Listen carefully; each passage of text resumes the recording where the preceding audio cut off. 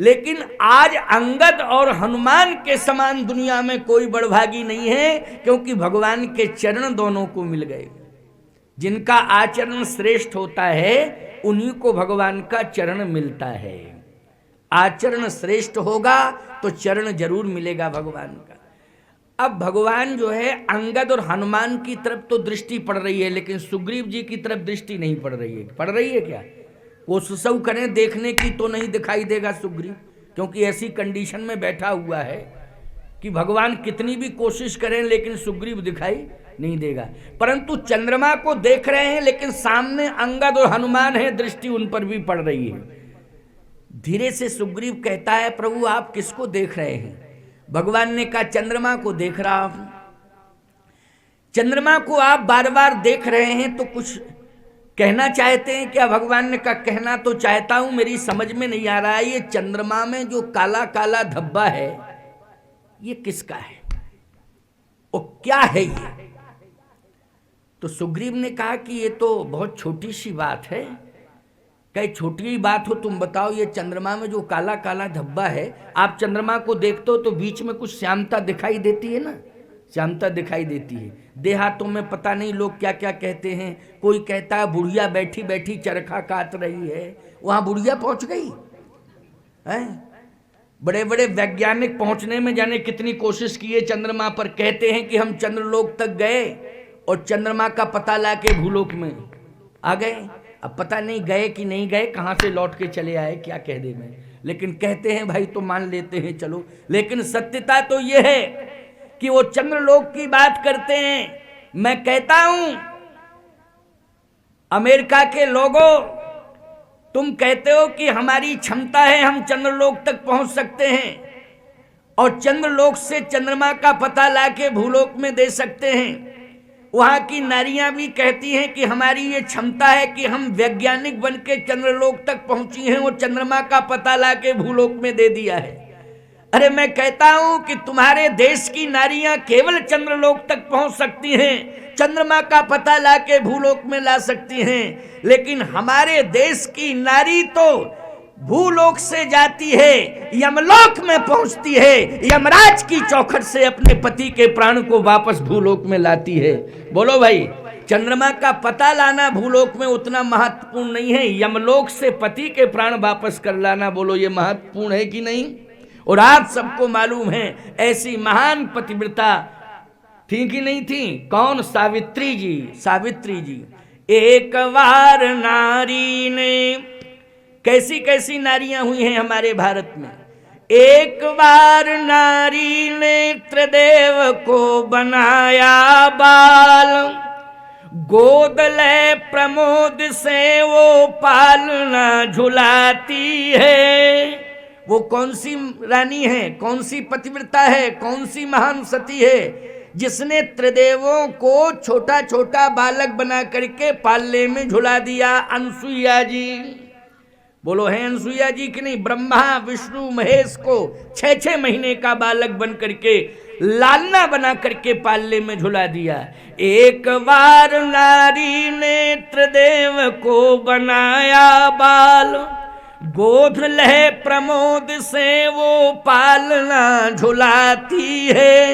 एक बार नारी यमराज की सभा बीच जाए, मृतक पति को वो जीवित करा लाती है। और एक बार नारी पति के हेतु पुत्र के समेत वो बाजार बिक जाती है। हरिश्चंद्र की पत्नी। एक बार नारी प्रिय पुत्र को वन भेज कर मानवीय पथ का प्रदर्शन कराती है। ये सुमित्रा जी हैं। ऐसी ऐसी महान पतिव्रताएं हमारे आर्यावर्त की भूमि पर हुई हैं, इसलिए ये भूमि प्रणम्य है, स्तुत्य है।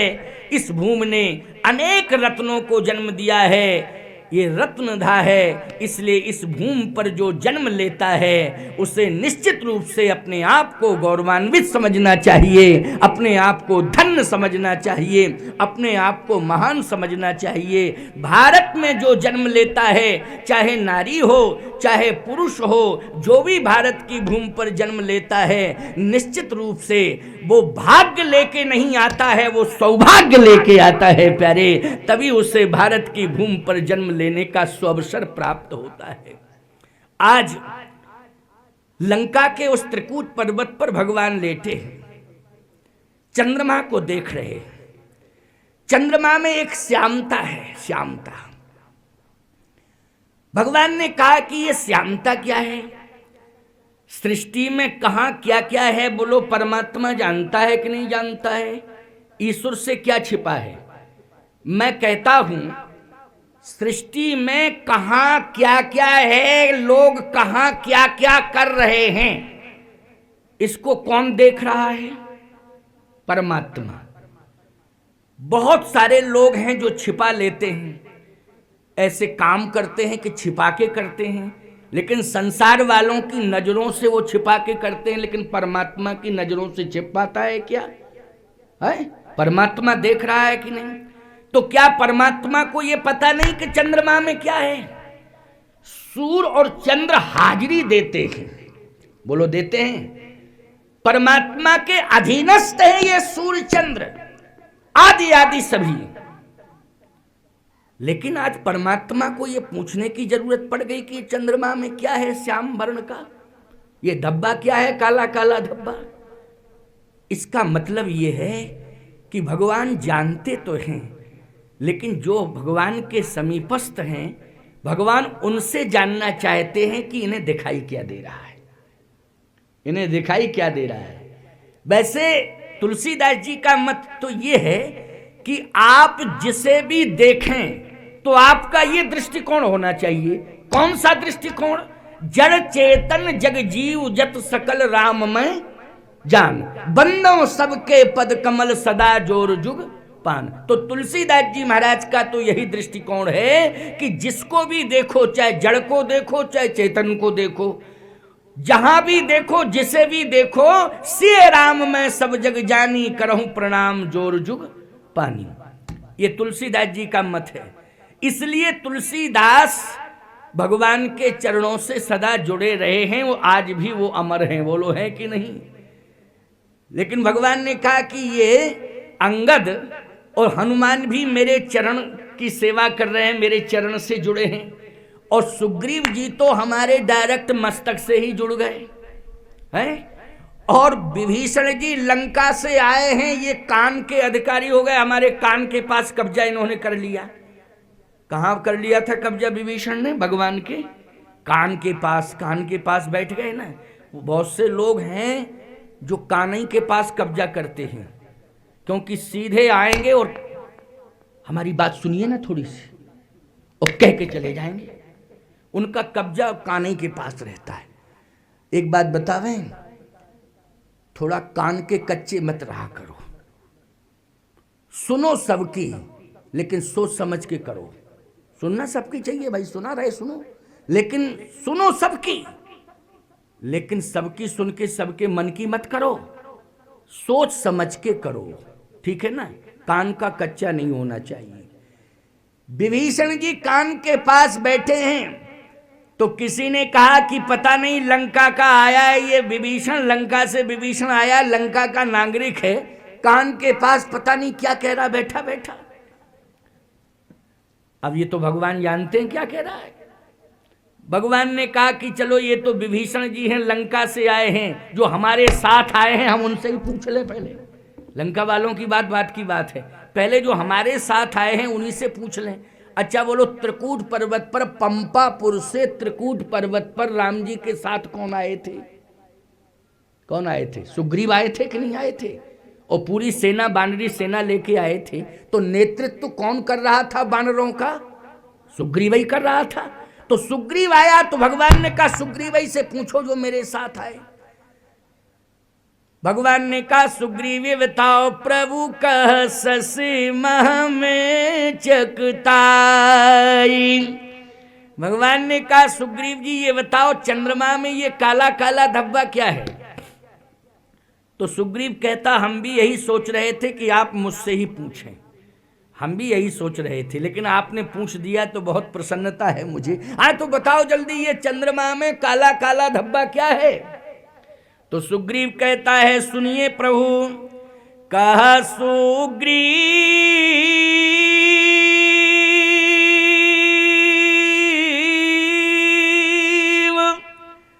सुनहु रघुराई,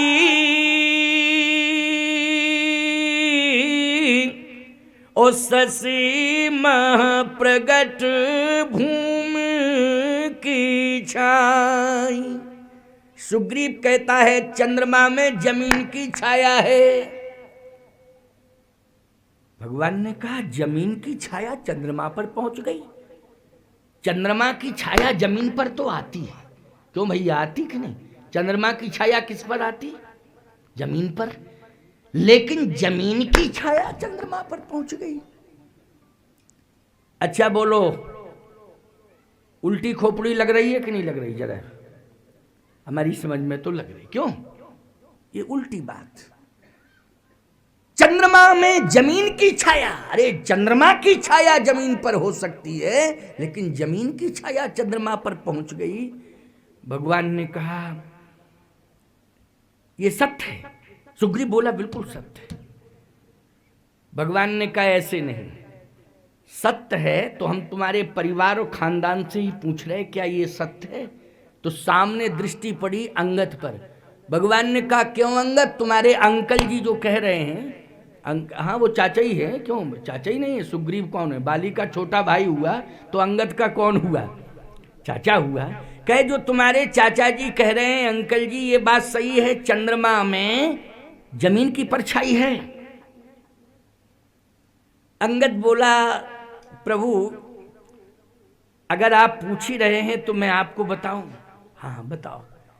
हमारे चाचा जी की गपशप बोलने की आदत है, ये बिल्कुल झूठ बोलते हैं, आदी हैं, इसलिए ये बिल्कुल गप मार रहे हैं। पृथ्वी की छाया चंद्रमा पर कैसे पहुंच सकती है प्रभु?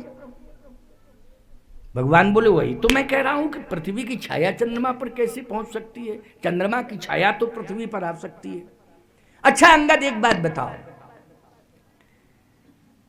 चंद्रमा पर जमीन की छाया नहीं है, तुम्हारे चाचा जी जैसा कह रहे, तो तुम ही बताओ चंद्रमा में फिर है क्या? क्या है?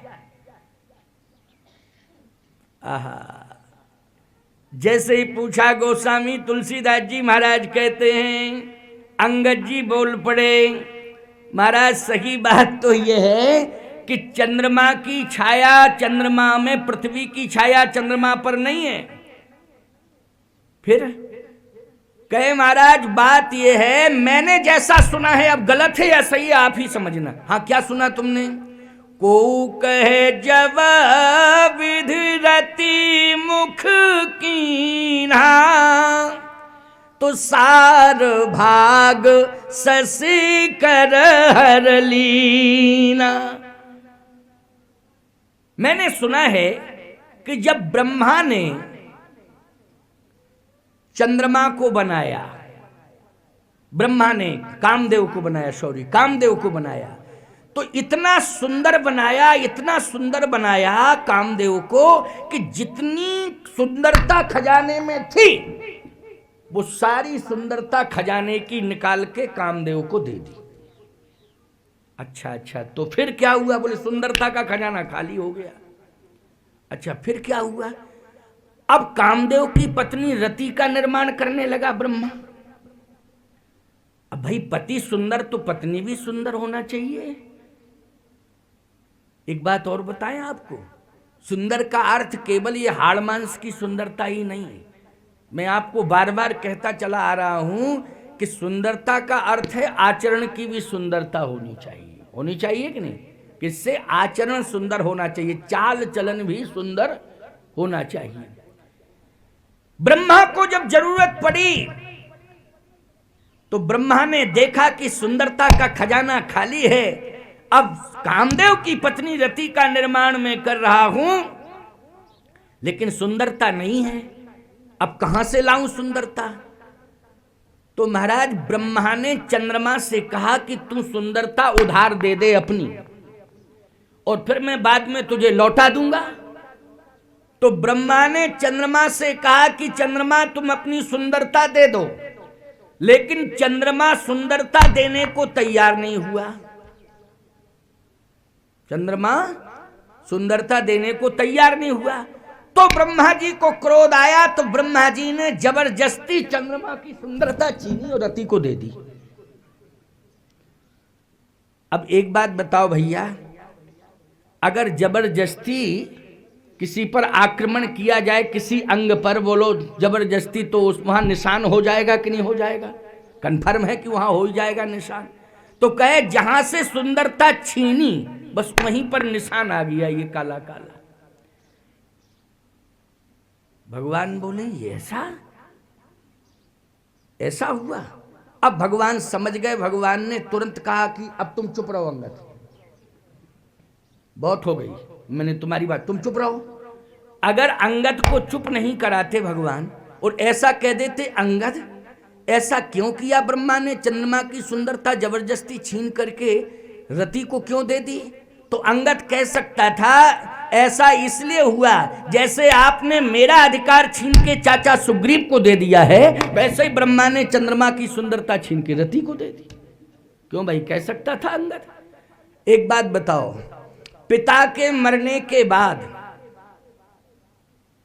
पिता की संपत्ति किसको मिलती है? पुत्र को मिलती कि नहीं मिलती है? यही नियम चला आ रहा है कि नहीं चला आ रहा है? बाली के मरने के बाद बाली का राज्य किसे मिलना चाहिए था? अंगद को मिलना चाहिए था। लेकिन भगवान ने किसको दिया? सुग्रीव को दिया। अंगद को क्या बनाया? युवराज बनाया। नियम तो ये है कि उसे राजा ही बनाना चाहिए था, युवराज नहीं। कानून तो यही कहता है वकील साहब, बोलो। कानून कहता है कि राजा का बेटा ही राजा बनेगा, लेकिन भाई को बना दिया राजा और युवराज बना दिया किसको? अंगद को। सावधान, सुग्रीव की भी दृष्टि बड़ी विचित्र है साहब, उससे चंद्रमा में भी जमीन की छाया दिखाई पड़ रही है। सीधी सी बात, अंगद जी ये कहना चाहते थे कि हमारे चाचा जी को बड़ी मुश्किल से जमीन जायदाद का अधिकार मिला, इसलिए जहां भी देखते हैं इनको वहां जमीन जायदाद दिखाई देती है। जहां भी देखते हैं दृष्टि डालते इनको जमीन जायदाद ही दिखाई देती है, इसलिए इनको चंद्रमा में भी जमीन जायदाद दिखाई दे रही है। और अंगद कहता है कि जैसे आपने कहा नहीं अंगद ने, यद्यपि भाव यही था अंगद का कि जबरदस्ती ब्रह्मा जी ने चंद्रमा की सुंदरता छीन के रति को प्रदान कर दी। अब विभीषण जी महाराज बैठे थे कान के पास, तो भगवान ने कहा कि विभीषण जी, ये दोनों जो चाचा और भतीजे आपस में बता रहे हैं, ना तो इनकी बात समझ में आ रही मेरे, ना ये अंगद की बात समझ में आ रही, लेकिन आप संत हो, सही बताओ ये चंद्रमा में है क्या? विभीषण जी बोले हम भी हंस रहे थे इन दोनों की बात सुन के, लेकिन बोल इसलिए नहीं रहे थे कि हमसे कोई पूछे तो बोले, लेकिन आप पूछ रहे हैं तो मैं कह देता हूं प्रभु। आप बताओ विभीषण जी, ये चंद्रमा में क्या है ये काला काला धब्बा? विभीषण जी ने कहा सही बात तो ये जमीन जायदाद की परछाई ने, काहे कि जमीन की परछाई वहां पहुंचेगी। और फिर ब्रह्मा इतने शिष्ट और विशिष्ट हैं कि किसी पर जबरदस्ती क्यों आक्रमण करेंगे, हमला करेंगे? ब्रह्मा में स्वयं क्षमता है, वो सुंदरता का निर्माण कर देते, लेकिन ब्रह्मा इतना अतिक्रमणकारी थोड़ी है कि ब्रह्मा सुंदरता छीने किसी की। ये ब्रह्मा का काम नहीं है। ब्रह्मा के खजाने में नहीं थी सुंदरता, फिर बना के तैयार कर देता सुंदरता। ब्रह्मा के तो हाथ में है ये सब। भगवान बोले तो तुम ही बताओ ये है क्या? विभीषण जी बोले ना तो जमीन की परछाई है और ना सुंदरता चंद्रमा की छीन के रति को दी गई, ना यह है, फिर है क्या? बोले मारे उराव ससई कही कोई ओ उर्म परी श्यामता सोई। महाराज बात यह है कि चंद्रमा की छाती पर राहु ने लात मार दी है और अभी अभी ताजी लात मारी है, उसी का ये चिन्ह दिखाई दे रहा है। अच्छा, विभीषण जी ने लातई वाली बात क्यों कही? इनको चंद्रमा में लात दिखाई दे रही है, सुग्रीव को चंद्रमा में जमीन जायदाद दिखाई दे रही है, अंगद को चंद्रमा में सुंदरता छिनी हुई दिखाई दे रही है क्योंकि अधिकार छिन गया है, और विभीषण जी को चंद्रमा में लात दिखाई दे रही है क्योंकि अभी अभी लंका से ताजी लात खाए हुए चले आ रहे, इसलिए इनको चंद्रमा में भी लात दिखाई दे रही है। एक बात आपको और बताएं, बहुत बढ़िया बात। हनुमान जी से पूछा भगवान ने, क्यों हनुमान जी,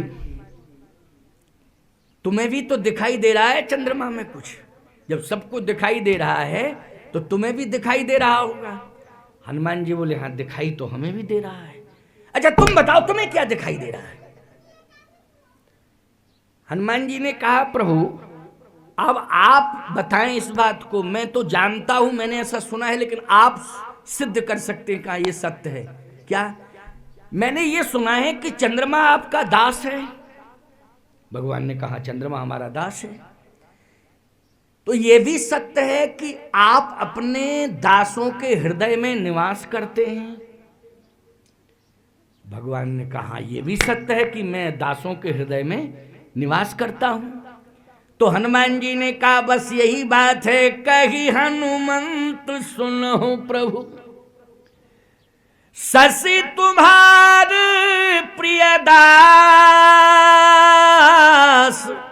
और तो मूरत विधुर बसत सोई श्यामता भास। आपका श्यामला श्यामला शरीर स्वरूप आज चंद्रमा के हृदय में हृदयस्थ है, क्योंकि आप अपने भक्तों के हृदय में निवास करते हैं, दासों के हृदय में निवास करते हैं, इसलिए चंद्रमा आपका दास है और आप अपने दास के हृदय में निवास कर रहे हैं, इसलिए मुझे तो आप ही दिखाई दे रहे हैं, आपके अलावा मुझे कोई दूसरा दिखाई नहीं दे रहा है।